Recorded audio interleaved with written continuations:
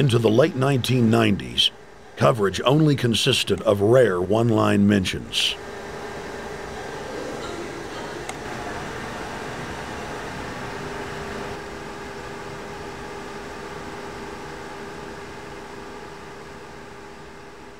With the rise of the alternative media, their stranglehold on information has begun to slip.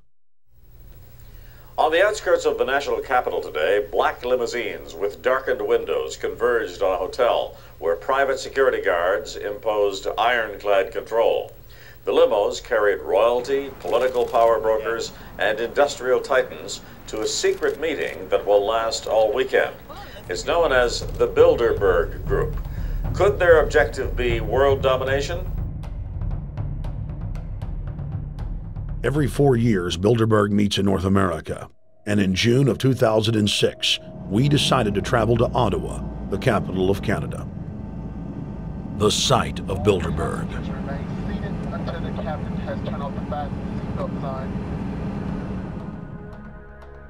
In Bilderberg's long history, many reporters attempting to cover the group have been harassed, detained, and even jailed. I jokingly reassured my cameramen that the horror stories we'd read about were probably exaggerated. I was wrong.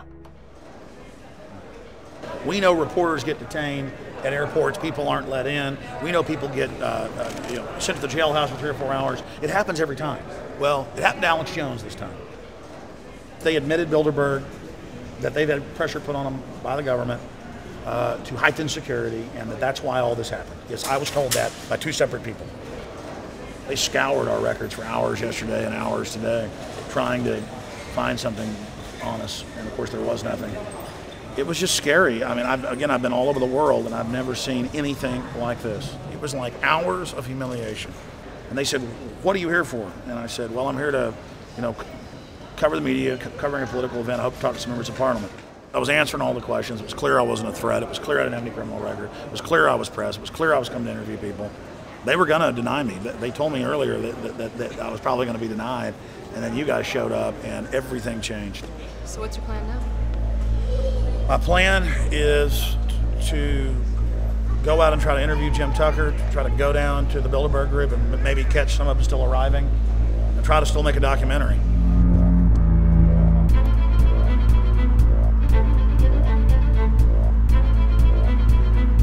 So instead of being here at 8 a.m.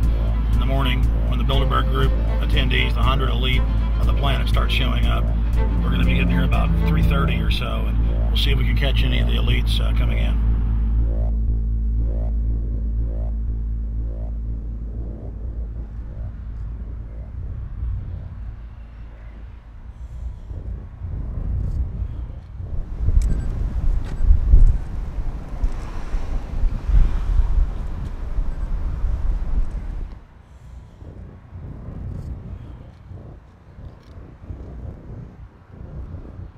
What do you think's on the agenda for this edition of the Bilderberg Society's annual meeting? They're debating the attack on Iran. They're talking about how to take out Hugo Chavez. They're talking about how to get their American Union in that destroys Canadian, U.S., and Mexican sovereignty.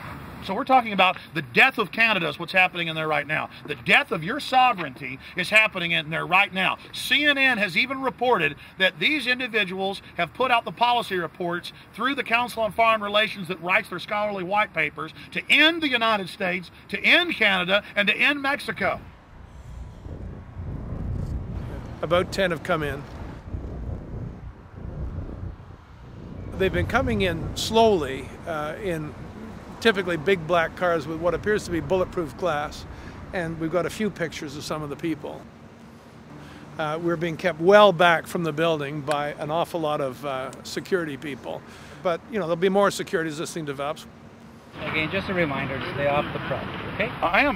This is the line. We checked with the city. Thank you. How you doing? Yeah. Okay.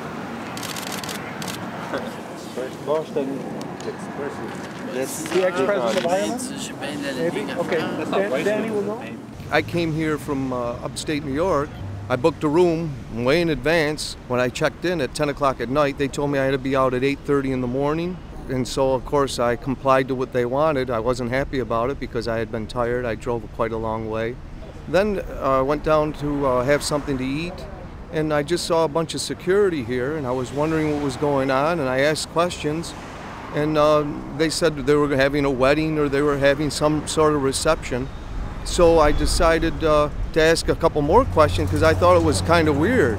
And then I saw them from my hotel window. They were in the back with flashlights looking at the trees, looking up through the trees, and they were also in front of the hotel combing. It looked like combing the hotel. So I kind of was wondering what was going on, and I left.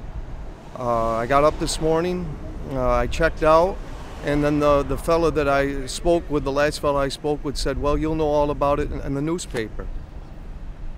Well, I didn't have to wait because there was a group of people out here telling me everything that was going on. They're not fooling anybody any longer when you've got this many cops, you know, and detaining Alex Jones at the border.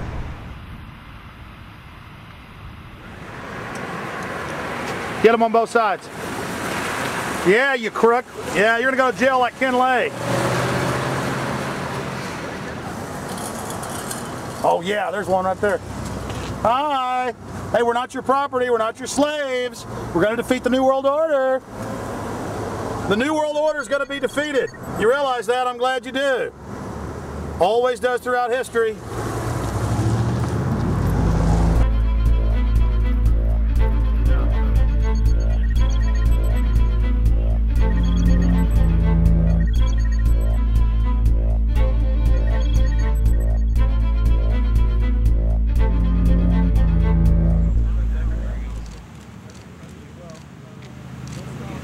The boss. Boss is leaving.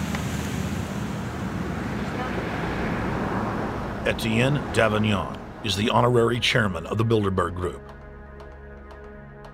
as well as the head of its steering committee.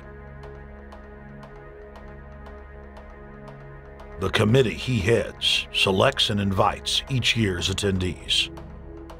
In the last decade, the list of attendees has been leaked to reporters by moles on the inside.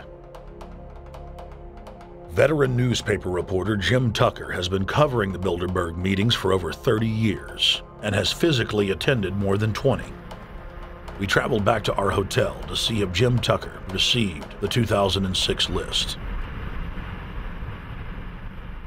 First heard about Bilderberg in 1975, and I said, I don't believe it. That's not possible. Who in hell's Bilderberg? I spent 20 happy years with metropolitan newspapers. All the wires are clicking at my ear. That could not happen without me knowing about it. And the thing that first impressed me most was columns in 1957 by the late, great Westbrook Pegler, widely syndicated columnist. He wrote 2 lengthy columns about how approximately 100 leaders of international finance, heads of state, high public officials were meeting behind armed guards and closed doors on Jekyll Island, sealed off. What are these powerful internationalists doing? And why is it so secret? Why do they have armed guards outside? Why is it sealed off?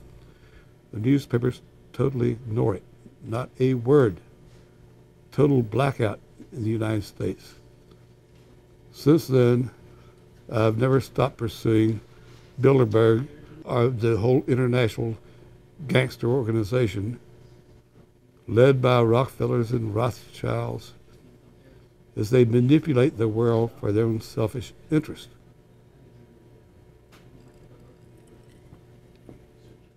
Jim, you've been waiting on the list. You normally get it on the first day. You haven't gotten it. We're told it might come in today. How important is that list?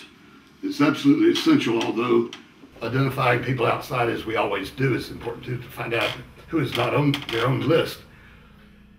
In recent years, someone from Europe has sent a machine copy with a letterhead and so forth without identifying himself. So far, I haven't heard from him.